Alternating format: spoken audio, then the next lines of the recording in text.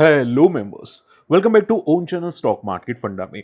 अब सी मार्केट में आज डेफिनेटली बड़ा फॉल था। मैंने आपको बता दिया था मैसेज करके कि मार्केट लोअर लो पैटर्न बना रहा है। अगर आप फ्री टेलीग्राम चैनल को ज्वाइन नहीं किया तो सर्च करना माई स्टॉक मार्केट फंडा। ठीक है, प्रॉपर मैंने आपको बताया था। हालांकि थोड़ा सा हेल्थ इश्यूज था। ठीक है, थोड़ा सा अब क्या है कि संडे बाहर जाते तो हेल्थ इश्यूज मंडे हो जाते थोड़ा बहुत। ओके, मैंने एक छोटा ट्रेड करके बंद कर दिया था। हालांकि मैंने कुछ बीटीएसटी किया था, वहां पे मेरा एसएल काफ़ी बढ़ा गया, करीब 8-9 हज़ार रुपये इजीली मेरे चले गए। मैंने हिमाद्री स्पेशलिटी किया था।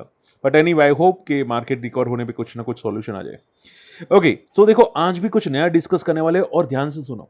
बहुत से लोगों का प्यार मिला है बिग बुल सीरीज के अंदर। ठीक है, मैं आपसे रिक्वेस्ट करता हूँ मेरे डेली वीडियोस भी देखा करो, क्योंकि उसमें भी बहुत सारी चीजें बिग बुल भी मैं डिस्कस करता रहता हूँ। ठीक है, तो वीडियो मिस मत करना। कोई डाउट है तो मुझे कमेंट करना, और ये किसका चार्ट है मुझे कमेंट करके बताना, मैं अभी डिस्कस करूंगा। ठीक है, ओके। देखो आज एक ही वीडियो आएगा, थोड़ा था हेल्थ इश्यूज था तो ट्राई करेंगे कुछ शॉर्ट आउट करने की। देखो मार्केट में अगर आप पूछे कि सर आज ट्रेड कैसे करना था, तो मैंने एक एक सॉल्यूशन मैं हमेशा निकालता हूं। यहाँ पे मैं हमेशा ट्रेड लॉजिक निकालता हूं। मैंने एक ट्रेड करके बंद कर दिया था। ये था कि देखो जनरली गैप डाउन अगर मार्केट ओपन होता है ना, तो एक पैटर्न होती है। मैंने पैटर्न को याद कर लिया था।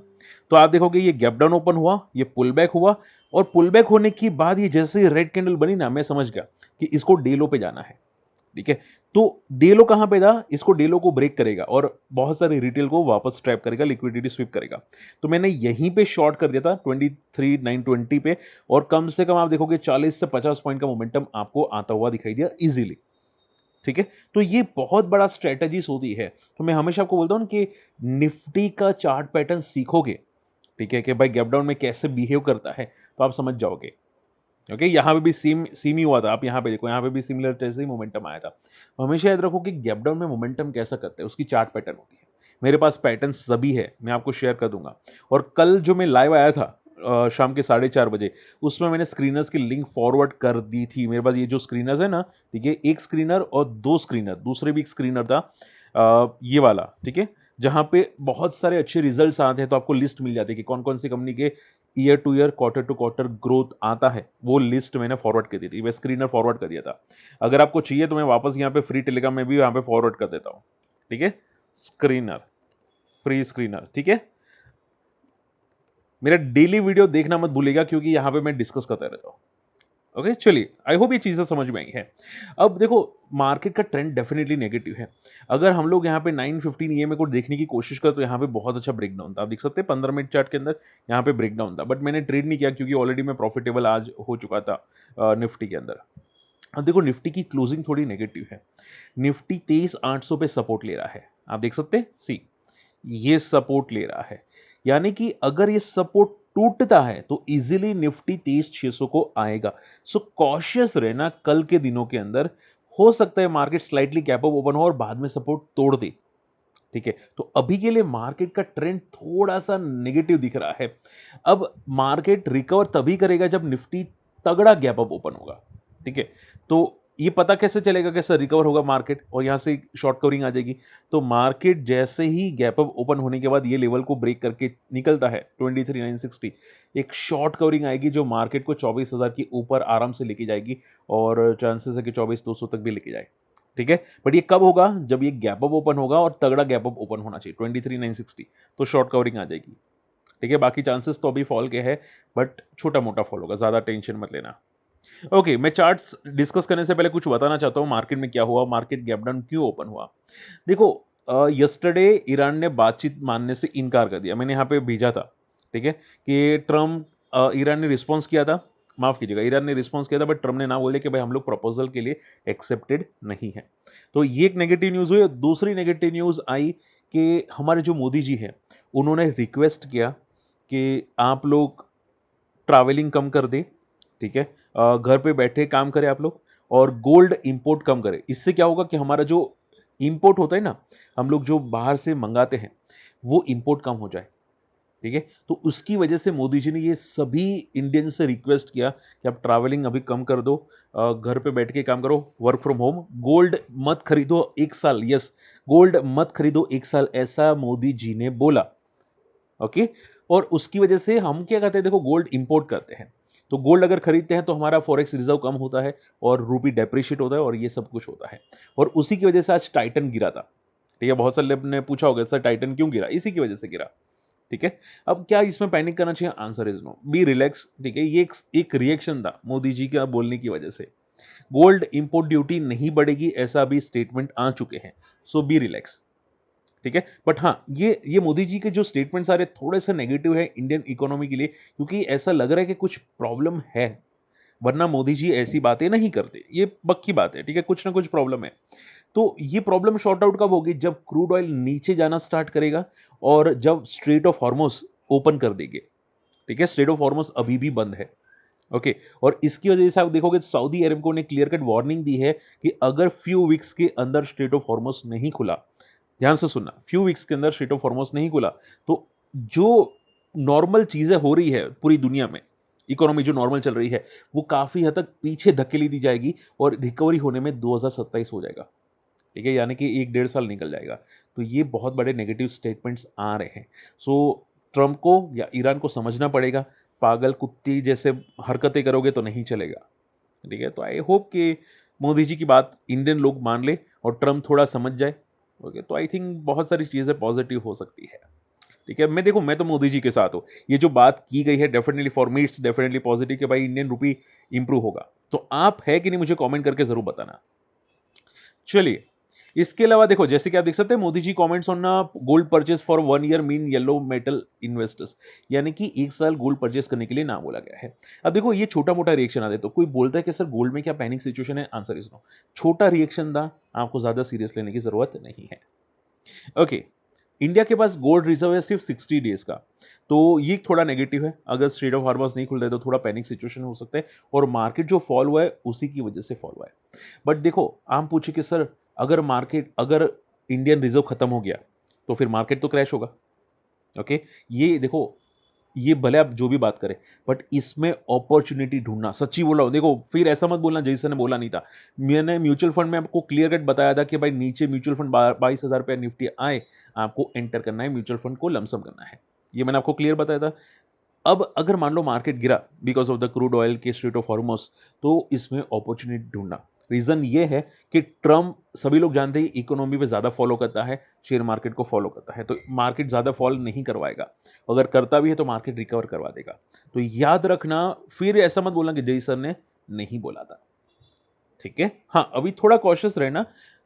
छोटी मोटी वॉलेटिलिटी दिख सकती है, बट जैसे ही मार्केट में वापस 22,000 या 21,000 अगर बाई चांस आया, तो बी प्रिपेयर, डरना मत। देखो, डरोगे ना, लॉसेस बुक करके निकल जाओगे शेयर मार्केट से और लाखों का लॉसेस करोगे, तो डरना मत बिल्कुल भी। म्यूचुअल फंड्स आपका रखना, उल्टा ऐड करना म्यूचुअल फंड्स में। मैं बोलूंगा आपको, फ्री टेलीग्राम चैनल आप ज्वाइन कर लेना, मैं बोलूंगा आपको, मैं आपको हाथ पकड़ के बोलूंगा, घबराना मत बिल्कुल भी। जय सर आपके साथ है, मैं आपके साथ हूं। ठीक है, चलिए पीवीआर की बात करते हैं। ओके, फटाफट रिजल्ट डिस्कस कर लेते हैं। एक काम करते हैं, पहले ये चार्ट डिस्कस कर लेते हैं। मुझे ये कमेंट करके बताओ किसका चार्ट है। मैं आपको शॉर्ट में बता देता हूँ, ये कोई ऐसे नहीं है, कोई रिकमेंडेशन नहीं है, बट एक चीज मैं आपको बताना चाहता हूँ, ध्यान से सुनो। फॉलिंग मार्केट में एसएमएस फॉल बहुत खराब हुए थे, इसने भी फॉल किया था। ठीक है, अब रिकवरी मार्केट में, जैसे अप्रैल मंथ में रिकवरी हुई, ये बंदा उससे भी ज्यादा रिकवर कर गया, भाग गया। ठीक है, बहुत तेजी से भागा, और आज ही इस बंदे के रिजल्ट्स आए और बहुत ही तोड़ो फोड़ो रिजल्ट्स आए हैं, अनबिलीवेबल रिजल्ट्स आए हैं। सो मेरा मोटो क्या है, मैं आपको ये बताना चाह रहा हूं कि कभी कभी एसएमएस होते हैं ना, हाँ, कचरे होते हैं या कोई फेक बैलेंस शीट होती है, बट बहुत सारे एसएमएस फंडामेंटली स्ट्रांग होते हैं। ठीक है, आपको ये ढूंढना है। और आप पूछे सर कैसे ढूंढे, तो आप ऐसे स्टॉक की लिस्ट निकालो एसएमएस की, जो स्टॉक के रिजल्ट आने पे लाइफ को क्रॉस कर चुके हैं, सिंपल बात है।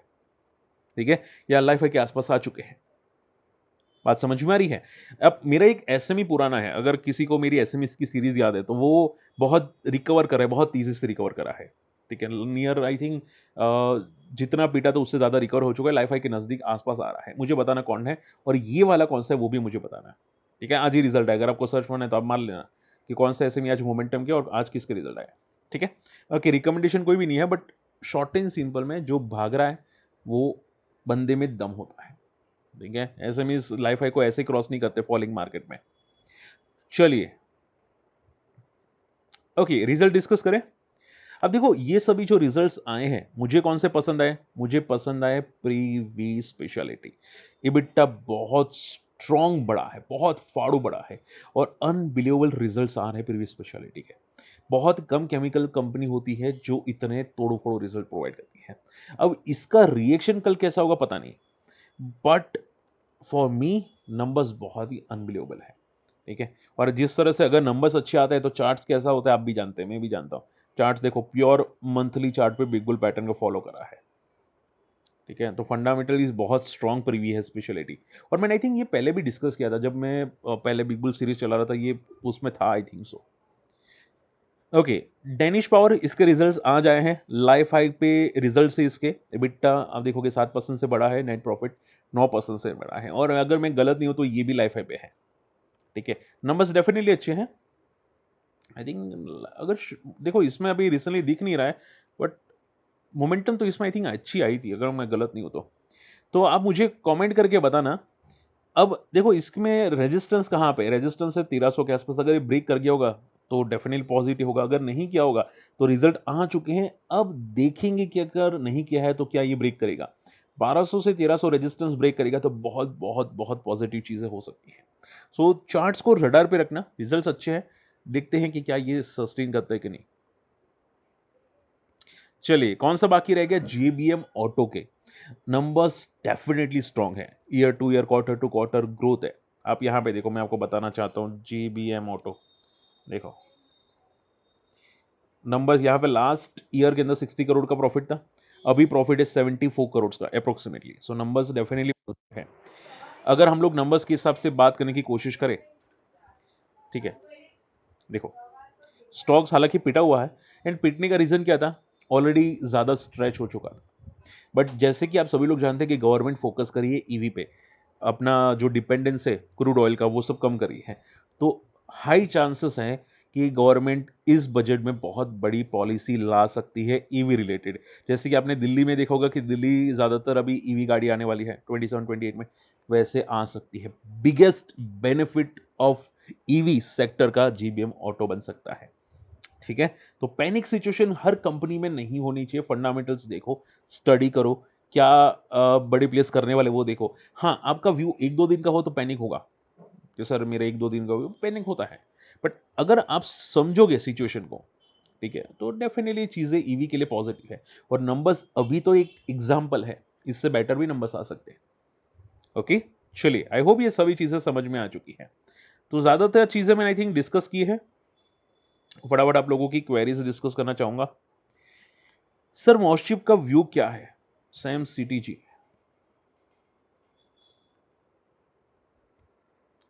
मॉस्चिप में देखो करंट लेवल मुझे एग्जैक्टली पता नहीं है, क्योंकि आप सभी लोग जानते हैं लेटेस्ट डेटा तो होते नहीं है।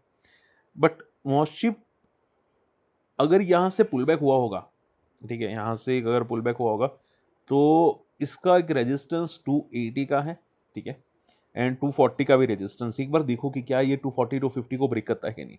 अगर ये कर लेता है ना तो बहुत पॉजिटिव सिग्नल्स होना स्टार्ट हो जाएंगे। तो अभी के लिए अगर मान लो 240 के नीचे होगा, ठीक है, तो इसको पॉजिटिव मैं नहीं समझूंगा, वेट एंड वॉच करूंगा, क्योंकि कुछ भी मोमेंटम आ सकती है, साइडवेज है अभी के लिए। अगर 240 के ऊपर निकलेगा तो आप ये समझ के चलो कि मोमेंटम करने के लिए रेडी हो चुका है, ठीक है। बाकी इसके नंबर्स एक बार देख लेता हूँ आए कि नहीं। आई थिंक बाकी है नंबर्स, तो नंबर्स का वेट करो, देखो क्या होता है नंबर्स के, उसके बाद प्योर आपको डायरेक्शंस पता चलेगी।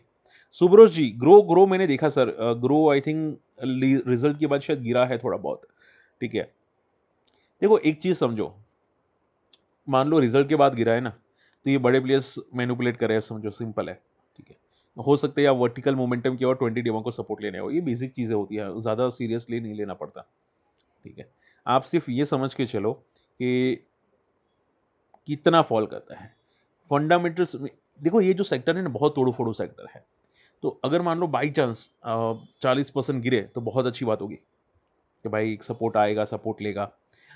अगर ये लाइफ हाई को क्रॉस किया है तो इसका सपोर्ट है 180 का, 180 के नीचे जाए तो हाँ पैनिक होगा। बाकी अभी के लिए छोटा रिट्रेसमेंट है, I don't think situation negative बनती है, ठीक है। इसके अलावा द्वारी के शुगर में क्या, ओके द्वारी केस देख लेते हैं। द्वारी के शुगर काफी पिट चुका है, और ये बॉटम पे ही है, 200 डेमा पे है और ओवरसोल्ड हो चुका है Dwarika sugar. So it's very positive sign, मैं तो ये बोलूँगा, क्योंकि अगर फंडामेंटली स्ट्रॉन्ग कंपनी होती है ना, अगर बॉटम पे रहती है तो मोमेंटम आने के आसार बन जाते हैं। अभी देखो 2-3 दिन में रिजल्ट है इसके, ठीक है। एक टाइम आएगा कि भाई इथेनॉल ब्लेंडिंग होगा, ये सब चीज़ें बढ़ेगी, इनके लिए ज़्यादा बेनिफिटेड होगा। तो हमेशा याद रखो 2-3 साल में इसका एक मोमेंटम आता है, हर 2-3 साल में। यहाँ पे भी दिखा था, यहाँ पे भी दिखा था, ठीक है। अब हर 2-3 साल में एक मोमेंटम अच्छा आता है। तो चांस अभी तक सपोर्ट पे है, बट मोमेंटम आपको जल्दी दिख सकती है, अब पता नहीं जल्दी कितनी हो सकती है, बट मे बी हो सकती है। 50 के ऊपर जाए तब, 50-55 के ऊपर जाए तब एक मोमेंटम बड़ी हो सकती है। ओके, चलिए, और लास्ट क्वेरी आपकी दिखाई देती है वो है एफएससीएल की। मुझे एफसीएल पूछा था किसी ने, और मैंने स्टडी किया एफसीएल। काफ़ी पिट चुका है एफसीएल, हाँ बोल सकते हैं कि बॉटम पे है, काफ़ी पिट चुका है और सपोर्ट पे है, ठीक है। इसमें एक अच्छा खासा ब्रेकआउट 32 के ऊपर होने वाला है, बट रिजल्ट एक बार देखो, रिजल्ट आए कि नहीं, ठीक है। क्योंकि क्या होगा कि अगर रिजल्ट आ जाते, वीक रहता है रिजल्ट, तो वापस क्रैश हो जाएगा, फिर वापस टाइम लेने में कुछ महीने निकालेगा, ठीक है। इससे बेटर रिजल्ट देखो, बाकी तो नहीं देखना है तो भी ठीक है। ओके, होप आज का वीडियो समझ होगा, पसंद होगा। स्टिल कोई डाउट रहते कमेंट करना, फ्री टेलीग्राम चैनल को ज्वाइन करना मत भूलना। और काफ़ी लोगों की मेल्स आए हैं अकाउंट ओपनिंग के, वो मैं रिस्पॉन्स कर दूंगा। थोड़ा हेल्थ इश्यूज था इसकी वजह से, ठीक है। मिलते अगले वीडियो में, बाय।